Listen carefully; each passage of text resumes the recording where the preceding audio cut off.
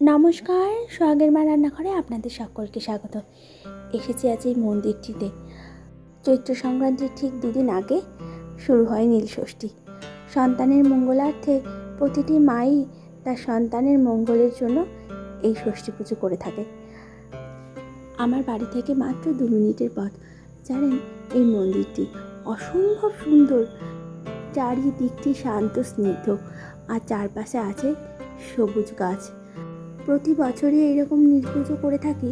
তবে জানেন তো, এবার সোহাগ একটু বায়না ধরেছে, সেও মহাদেবের মাথায় জল ঢালবে। চলুন একটি একটি করে সিঁড়ি পার করে নিই, আর তারপর পৌঁছব ভগবানের কাছে। এখানে সকালবেলা থেকেই পুজো শুরু হয়েছে। আমি এসেছি সকাল 10টার সময়।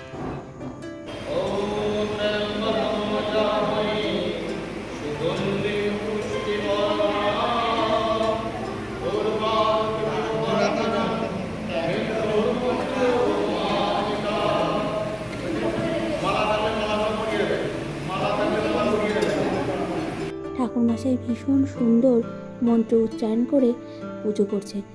সকালবেলা যত বাড়ির কাজকর্ম আছে সেগুলোকে সেরে সোহাগকে নিয়ে বেরিয়ে পড়েছি। এসেছি এবার এই মন্দিরটিতে। এখন মন্দিরটি প্রায় ফাঁকা, তবে জানেন তো, আর কিছুক্ষণ সময় গেলে পরেই একদম পা দিতে পারবেন না। এখানে আছে নন্দী মহারাজ। তবে এই নন্দী মহারাজের সামনে আছে একটি কচ্ছপ, তাকেও পুজো করা হয়। তবে জানেন তো, আমি এই নন্দী মহারাজের আগে যে কচ্ছপ থাকে এই প্রথম দেখলাম। আপনারা যদি কমেন্ট করে জানান যে কেন নন্দী মহারাজের আগে কচ্ছপ থাকে, তবে ভীষণ ভালো লাগবে। কত কিছুই থাকে আমাদের জীবনে অজানা, তাই জানবো অজানারে। চলুন দেখতে দেখতে এই সামনের মানুষগুলো সকলেরই প্রায় পুজো দেওয়া শেষ হয়েছে। এবার আমাদের পালা। চলুন ওদিকটি দেখতে যাই। তবে জানেন তো, সোহাগ বারবার করে ভাবছে এই নন্দী মহারাজকে একটু আগে পুজো দিতে। বহু মানুষ আসে জানেন এই মন্দিরটিতে। আর মন্দিরটিতে এর আগের বারও আমি একটিবার এসেছি, শিব চতুর্দশীর দিন। তাই ভাবলাম এই মন্দিরটিতে আবার যখন এসেছি একটিবার আপনাদেরকেও সঙ্গে করে নিয়ে যাই। দেখতে দেখতে প্রায় 8টি বছর ধরে আমি নীলষষ্ঠী করছি। তবে জানেন তো, সময় জানেন তো দুরন্ত এক্সপ্রেসের মতো ছুটে চলেছে। এই মাত্র এরও সদ্য আমার ছানাটি, তবে তার বয়স এখন 8। চলুন, এদিকে প্রায় শেষ হয়ে গেছে পুজো, এবার আমার পালা। এখানে বেশ সুন্দর একটি নিয়ম দেখতে পাচ্ছি জানেন। 4-5 জনা মানুষ একসঙ্গে পুজো করার পর আবার তারপরে 4-5 জনা একসঙ্গে পুজো করা যাবে। আর পুরোহিত মশাই বেশ সুন্দরভাবে তার মন্ত্র উচ্চারণের মাধ্যমে আমাদের পুজো সম্পন্ন করছে। চলুন যাওয়া যাক ভেতরটিতে। একটিবার নন্দী মহারাজকে আগে পুজো করে নিতে হবে। সোহাগের দিকে কিছুতেই মানছে না, তাই এই যে নন্দী মহারাজকে পুজো করতে শুরু করেছি। বাড়ি থেকে চন্দন সব কিছুই এনে দিয়েছে। তবে জানেন তো, আজকে সব থেকে প্রধান ফুল হলো আকন্দ ফুলের মালা। তবে জানেন তো, আমার বাবার বাড়ির সামনে একটি মস্ত আকন্দ ফুলের গাছ আছে। গাছটি ফুলে প্রতিদিনই সাদা হয়ে থাকে, তবে আজকে পাতা ছাড়া আপনি কিচ্ছু পাবেন না। 2 দিন আগে থেকেই ফুলগুলো একটু একটু করে সকলে তুলে নিয়ে চলে গেছে। কোন ফাঁকে যে ফুলগুলোকে নিয়ে গেছে সেটিও আমার মা টের পায়নি।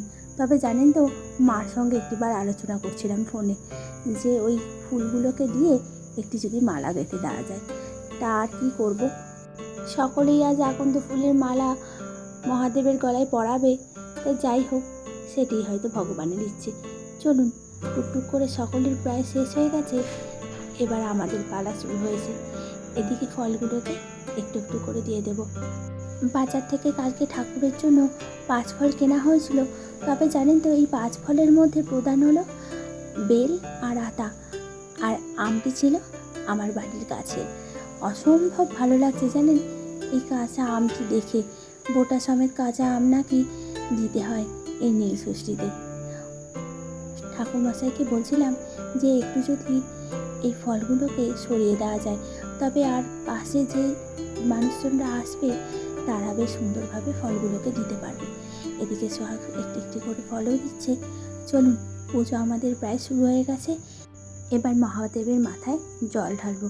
তবে জানেন তো, এই নীলষষ্ঠীতে বিভিন্ন জায়গায় বিভিন্ন রীতিনীতি প্রচলিত আছে। আমাদের এখানে যেমন এই নীল পুজো করে কোনো রকম ভাত খাওয়া চলে না। তবে জানেন তো, অনেক জায়গায় শুনি পুজো করে অনেক সময় ভাত খাওয়া যায়। আমাদের এখানে নীল পুজো হওয়ার পর আপনি সেই প্রসাদ নিয়ে তারপর শ্যামা চাল বা কাউনের চাল এইসব চালগুলোকে আপনি খেতে পারবেন। তবে জানেন তো, এগুলো নাকি শুনি একটি পাখির খাবারও। তবে এগুলোকে চাল হিসেবে ধরা হয় না। একটি একটি করে ফল সবকটাই দেওয়া হয়ে গেছে, এবার জল ঢালবো। অসম্ভব ভালো লাগছে আজকের দিনটি। আর 2 দিন মাত্র পরে শুরু হবে শুভ নববর্ষ। এই বছরের দিনগুলো প্রতিটি মানুষের সুন্দর কাটুক, এই প্রার্থনায় রইল। নীল পুজোর পরেই জানেন শুরু হয় চড়ক পুজো। চড়ক পুজো ভীষণ সুন্দর হয় আমাদের এখানে। তবে জানেন তো, এই চড়ক পুজোতেও নানা রকম নিয়ম নিষ্ঠা থাকে। একটি মাস ধরে মহাদেবের সবাই আরাধনা করে। তবে যারা নামে এই গাজনে তারাই একমাত্র আরাধনা করে। আবার অনেকে জানেন এই চৈত্র মাসের পুরোটি মাস ধরে নিরামিষ খায়। চলুন মহাদেবের মাথায় জল ঢালা শুরু করেছে। আর একটিবার প্রার্থনা করব সন্তানের মঙ্গল কামনা। সোহাগ যেন সারা জীবন সুন্দর থাকে, ভালো থাকে আর সুস্থ স্বাভাবিক থাকে। আর ভোলানাথের কাছে একটিই প্রার্থনা, সোহাগ যেন মানুষ হয়ে ওঠে। আপনারা সকলকে ওকে আশীর্বাদ করবেন, ও যেন একটি সুন্দর মানুষ হয়। আমার জল ঢালা শেষ হতে না হতেই এদিকে সোহাগ বারবার করে বলছে যে সে কখন জল ঢালবে। ছানাটি আমার বড়ই দুষ্টুমি করছে জানেন। আজকে কিছুক্ষণ আগে একটি কাকিমা একটি করে হলুদের ফোঁটা কপালে দিয়ে গেছে। জানেন তো, এই ষষ্ঠীর দিনগুলোতে হলুদের মারাত্মক বিশেষত্ব আছে। আমার জল ঢালা প্রায় শেষ হয়ে গেছে, পুজো দেওয়া আর কিছুক্ষণ বাকি আছে। তবে জানেন তো, এবার একটু একটু করে সোহাগকে দেব। হাতে দিলাম বেলপাতা আর এই ঘরটি। তবে জানেন তো, কোনটি যে আগে দেবে ঠিক বুঝেই উঠতে পারছে না। এদিকে একটিবার চন্দনকে জিজ্ঞেস করছে কোন জিনিসটি আগে দেবে। তবে জানেন তো, চন্দন এদিকে হেসেই মরে যাচ্ছে। এক এক করে সব নিয়মগুলো জিজ্ঞেস করছে, তবে কোনটি যে সে করবে প্রথমে সেটিই আমার বোঝার দায়। সামনে এই শিবলিঙ্গের মাথায় দেখুন কি সুন্দর একটি শিব মূর্তি। ভাবছি এই মালাটি শিব মূর্তির গলায় পরিয়ে দেব। বেলপাতা দেওয়ার সঙ্গে সঙ্গে এখানে আবার পুরোহিত মশাই মন্ত্র উচ্চারণ করছে। জল ঢালছে বটে, তবে ভাবছে কীভাবে একটু পড়াশোনায় ফাঁকি দেওয়া যায় আর মায়ের চোখের একটু ধুলো দেওয়া যায় পড়াশোনার দিকটি থেকে। আর যে কোনো পুজোতে একটু একটু করে ছুটি নেওয়া যায়। ছুটির দিনগুলো হয়তো বেশ আনন্দের। তবে জানেন তো, সোহাগের পরীক্ষা শেষ হওয়াতেই বাবা আবার আমাদেরকে নিয়ে এসেছিলেন বাড়িতে। আমার বাড়ি থেকেই এই মন্দিরটি বেশ দূরে নয়। তবে আজ ভীষণ ভালো লাগছে সোহাগকে নিয়ে আসতে পারায়। বেশ আজ শান্ত হয়ে আছে জানেন। মা বকছে না পড়াশুনোর জন্য, কোনো কিছুই ঝামেলা নেই। আর দিদুন বাড়িতে আসার পর থেকে তার আনন্দের সীমারেখা যেন অতিক্রম করে গেছে। কখনো যদি একটু বকাঝকা করেছি, আমার মায়ের মুখটি ভার হয়ে যায়। মা বলে, তোরা যখন এইরকম ছোট ছিলি কখন আমরা খুব বেশি বকাবকি করতাম না। তবে সোহাগকেও বকাবকি করতে হয় না, এমনিতে সে শান্তই। পুজো শেষ হয়ে গেছে, এবার চলছে অঞ্জলি। মন্দিরটিতে এখন খুব বেশি লোক না থাকায় অঞ্জলিটি বেশ সুন্দরভাবে আমরা দিতে পেরেছি।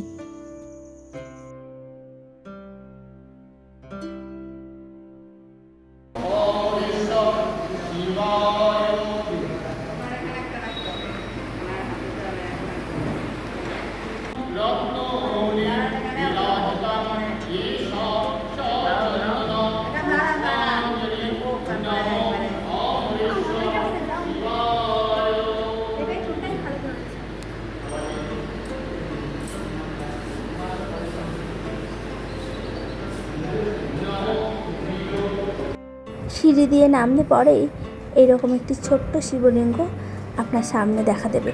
অসম্ভব সুন্দর লাগছে জানেন চারিদিকটি। তবে জানেন তো, বহু মানুষ আজ এসেছে নীলষষ্ঠীর পুজো করতে। কেউ কেউ আবার জানেন ঘি দিয়ে বাতি নিয়ে এসেছে। অনেকে ঘিয়ের বাতি জ্বালায়, তবে আমি মোমবাতি নিয়ে এসেছিলাম। এই যে এখানে আবার সোহাগ জল ঢালছে, মহাদেবের মাথায়। আমার দেওয়া হয়ে গেছে, তাই আর বেশি দেরি করব না। বাড়ি থেকে যখন আসছিলাম মা সব কিছু সামনে এনে দিয়েছিল। তবে জানেন তো, মারা হয়তো এরকমই হয়। ঠাকুরের পুজোর জন্য কী কী প্রয়োজন, কী কী দরকার, সব কিছু মা এক হাতে সামনে এনে দিয়েছে। তবে জানেন তো, এই দুধটিতে মা বলল একটু ঘি আর একটু গঙ্গা মিশিয়ে নিতে। মন্দিরের ভিতরের পুজো তো শেষ হয়ে গেছে, এইবার এসেছি বাইরের পুজোতে। তবে জানেন তো, আজকে অসম্ভব রোদ উঠেছে, এত ঘাম ঝরছে, প্রতিটি মানুষ যেন গরমে হাঁসফাঁস করছে। সোহাগকে একটু দাঁড়াতে বললাম, দেখুন এত ছটপট করে। চলুন বাড়ির দিকে এবার ফেরা যাক। তবে জানেন তো, বাড়িতে গিয়ে আছে প্রচুর কাজ। আজ আমাদের এখানে ভাত খাওয়া নেই, তাই ভাজতে হবে গরম গরম লুচি আর একটু তরকারি। তবে চটপট করে নেব। এই পুজোটি মায়ের বাড়ি থেকেই করছি। তবে জানেন তো, সব কিছু জোগাড় যন্ত্র এক হাতে মা সামনে নেয়, তাই খুব বেশি আজকে আর ঝামেলা নেই। চলুন তাহলে এখানেই শেষ করলাম। ভিডিওটি ভালো লাগলে একটি করে লাইক করবেন আর চ্যানেলটিকে সাবস্ক্রাইব করবেন। আজ এই পর্যন্তই, আবার দেখা হবে নতুন একটি ভিডিওতে। ততক্ষণ ভালো থাকবেন, সুস্থ থাকবেন আর সকলকে ভালো রাখবেন। আর অবশ্যই কমেন্ট করে জানাবেন মন্দিরটি কেমন লাগলো। ভালো লাগলে একটি লাইক করবেন।